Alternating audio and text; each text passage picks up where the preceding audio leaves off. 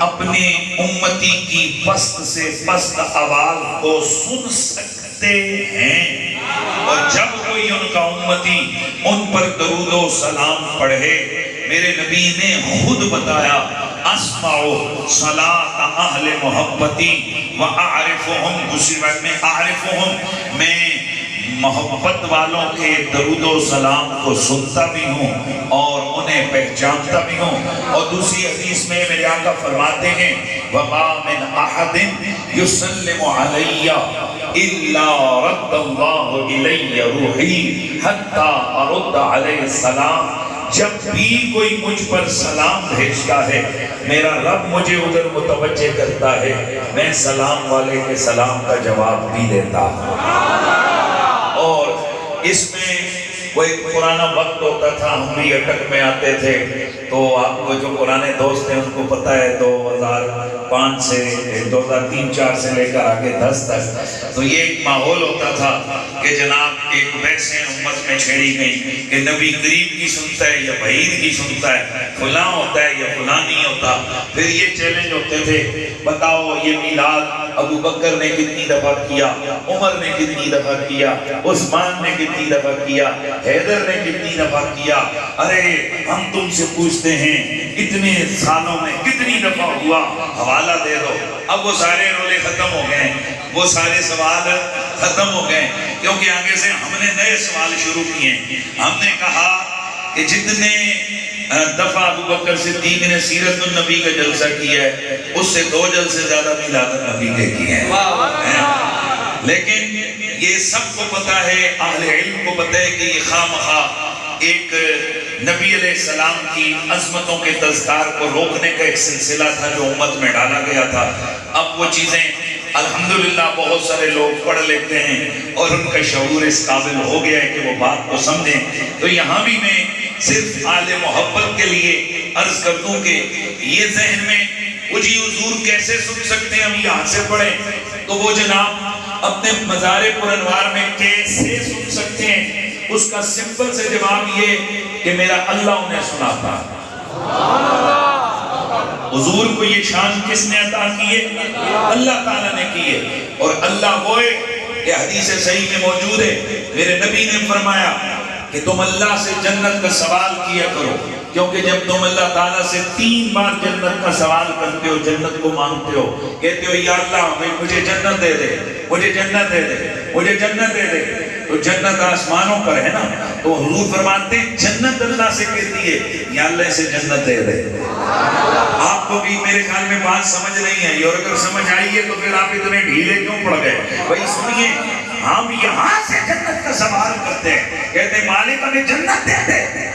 سبحان اللہ، بلکہ سپیکر سے ہٹ کر اگر میں نے اپنے گھر کے پچھلے کمرے میں بیٹھ کے میرے بیوی بچوں کو بھی پتا نہیں ہے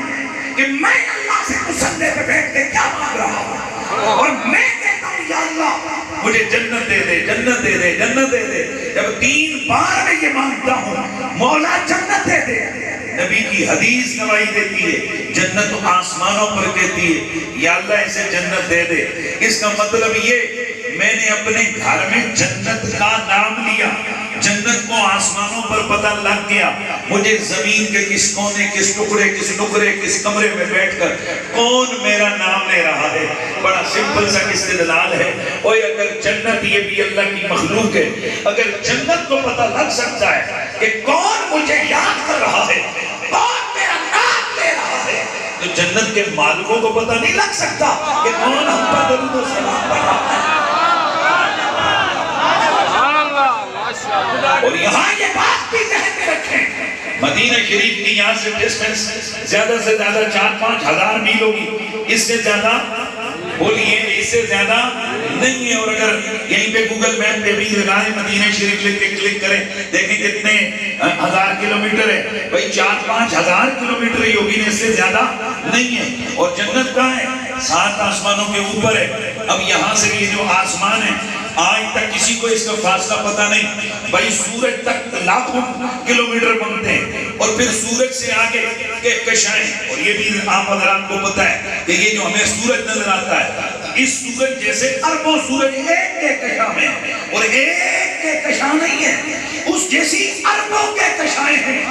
خدا ہی جانتا ہے اس کی یہ عالم بالا کی کائنات کتنی بڑی ہے۔ اب یہ زمینیں ہیں بیٹا، میں نے آپ کو بولا تھا قریب کر لیں، مجھے پیچھے چاہیے،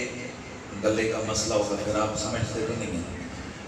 آپ کے لیے میرے خیال میں اسٹام لکھوا کے دینا چاہیے، دروشی پڑھیں۔ صلی اللہ سیدنا و مولانا محمد۔ سورج کروڑوں اور نہیں، اربوں سورج ہیں ایک کے کشاں میں، اور ایک کے کشاں نہیں، اس کے کشاں جیسی اربوں کے کشاں ہیں۔ سبحان اللہ۔ اس سے اوپر پھر آگے کہیں آسمان، اب یہ جو آسمان ہے وہ اتنا موٹا جتنا زمین سے آسمان، پھر یہ دو آسمانوں کے درمیان اتنا فاصلہ جتنا زمین سے آسمان، اور پھر یہ جو دوسرا آسمان ہے، بس یہ جو دوسرا آسمان ہے یہ لوہے کا بنا ہوا ہے، اور یہ اتنا موٹا جتنا زمین سے آسمان، پھر دوسرے اور تیسرے کے درمیان اتنا فاصلہ جتنا زمین سے پہلا آسمان، پھر یہ جو تیسرا آسمان ہے یہ تانبے کا ہے، اتنا موٹا جتنا زمین سے آسمان، یوں ہی ساتوں آسمان، دوسرا لوہے کا، تیسرا تانبے کا، چوتھا چاندی کا، پانچواں سونے کا، چھٹا یاقوت کا، ساتواں مرجان کا، اتنے موٹے موٹے آسمان، لاکھوں میل نہیں، اربوں نہیں، نہ جانے یہ خرب میل کا فاصلہ ہے، پھر اس سے آگے سدرہ ہے۔ میرا رب فرماتا ہے انتہا جنت المأویٰ، اس سدرہ کے قریب جا کر پھر کہیں جنت موجود ہے۔ اب ذرا سنیے، ہے یہ جنت اللہ کی مخلوق، ہے یہ جنت مقام، یہ جگہ کا نام ہے۔ اب سوچیں ذرا، اتنی دوری پر جنت ہے، میں نے اپنے گھر میں بیٹھ کر اللہ سے دعا کی، اے میرے اللہ، سبحان اللہ، دھیان رکھنے بہتر، میں نے اپنے گھر میں بیٹھ کر اللہ سے دعا مانگی، اے میرے اللہ مجھے جنت دے دے، اربوں خربوں میل دور جنت کو پتہ لگ گیا مجھے کون کس جگہ سے میرا نام لے رہا ہے، میرے بارے میں دعا مانگ رہا ہے۔ او لوگوں سوچو، اب یہ جنت ہے کیا؟ یہ جنت تو میرے نبی کی بیٹی کی خیرات میں ملے گی۔ یہ جنت کیا ہے؟ جناب صدیق اکبر فرماتے ہیں جنت میں وہی داخل ہوگا جسے اجازت مولا علی عطا فرمائیں گے۔ یہ جنت کیا ہے؟ الحسن والحسین سیدہ شباب اہل الجنہ، حسن حسین جنتی جوانوں کے سردار ہیں۔ اب دوستان گرامی، یہ جنت ہے کیا؟